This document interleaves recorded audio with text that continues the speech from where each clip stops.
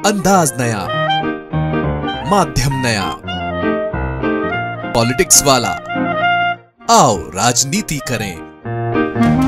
बंबई का हमला, बंबई के हमले के बाद आज ये दिग्विजय सिंह चले गए हैं। उन्होंने कहा है तो आरएसएस ने कहा, और हिंदू टेरर का सबूत किसने छोड़ा। मैं आज दुनिया के सामने, देश की जनता के सामने गर्व से कहता हूं कि हिंदू कभी टेररिस्ट नहीं है। फर्जी टाइप के केस बनाए, एक भी केस अदालत में नहीं टिका। देशभक्त संगठनों पर आरोप लगाए आपने अपनी छिछोरी राजनीति के लिए, सुलभ फायदे के लिए, और फिर क्या कर लिया, फिर भी हार गए। हिंदू कभी आतंकी नहीं हो सकता है, ये बात मैं गर्व से कह सकता हूं। देश के गृह मंत्री अमित शाह ने कल यानी 30 जुलाई को राज्यसभा में यही कहा था, और आज 31 जुलाई को एनआईए कोर्ट ने यह साबित कर दिया।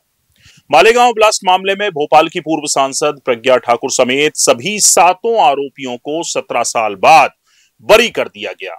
हालांकि सवाल यही है कि अगर आरोपी दोषी नहीं है तो ब्लास्ट की साजिश किसने रची, किसने ये ब्लास्ट किया। नमस्कार, आप देख रहे हैं पॉलिटिक्स वाला, मैं हूं राशिद अहमद खान। महाराष्ट्र के मालेगांव ब्लास्ट केस में एनआईए स्पेशल कोर्ट ने साध्वी प्रज्ञा समेत 7 आरोपियों को बरी कर दिया है।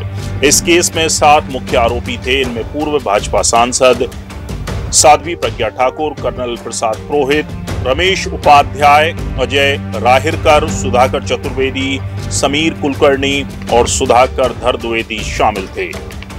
मालेगांव में 29 सितंबर 2008 रात 9:30 बजे मस्जिद के करीब धमाका हुआ था।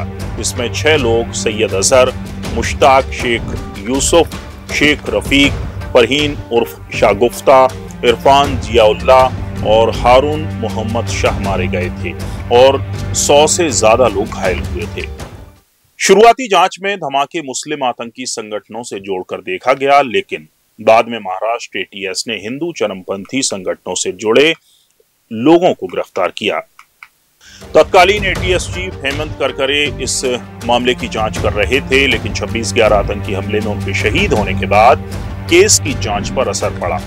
2011 में केस एनआईए को सौंप दिया गया। एनआईए ने 2016 में चार्जशीट दाखिल की थी। केस में 3 जांच एजेंसियां और 4 जज बदल गए। करीब 17 साल बाद आए फैसले में जज ए.के. लाहौटी ने कहा कि जांच एजेंसी आरोप साबित नहीं कर पाई है। ऐसे में आरोपियों को संदेह का लाभ मिलना चाहिए। साथ ही उन्होंने कहा कि आतंक का कोई धर्म नहीं होता। जज लाहौटी ने कहा कि धमाका हुआ था, लेकिन यह साबित नहीं हुआ कि बम मोटरसाइकिल में रखा गया था। यह भी साबित नहीं हुआ कि मोटरसाइकिल साध्वी प्रज्ञा के नाम पर थी। यह भी साबित नहीं हो सका कि कर्नल प्रसाद पुरोहित ने बम बनाया। इस केस का फैसला 8 मई 2025 को आने वाला था, लेकिन फिर कोर्ट ने इसे 31 जुलाई यानी कि आज तक के लिए सुरक्षित रख लिया था।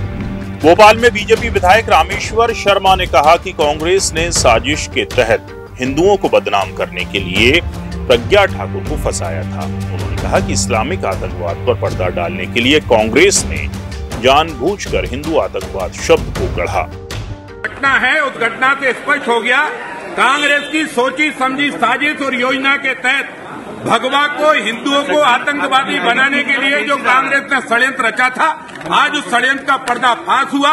दिग्विजय सिंह और मनमोहन सिंह की सरकार और सोनिया गांधी की मंडली ने साधु संतों को और हिंदुओं को जानबूझकर टारगेट किया, क्योंकि जो आतंकवाद, मुस्लिम आतंकवाद या कट्टरबंद आतंकवाद का चस्पा जो आतंकवादियों पर चिपका था, उसका काउंटर अटैक दिग्विजय सिंह ने करके हिंदुओं को आतंकवादी बनाने का जो षड्यंत्र रचा था, आज वो षड्यंत्र का पर्दाफाश हुआ।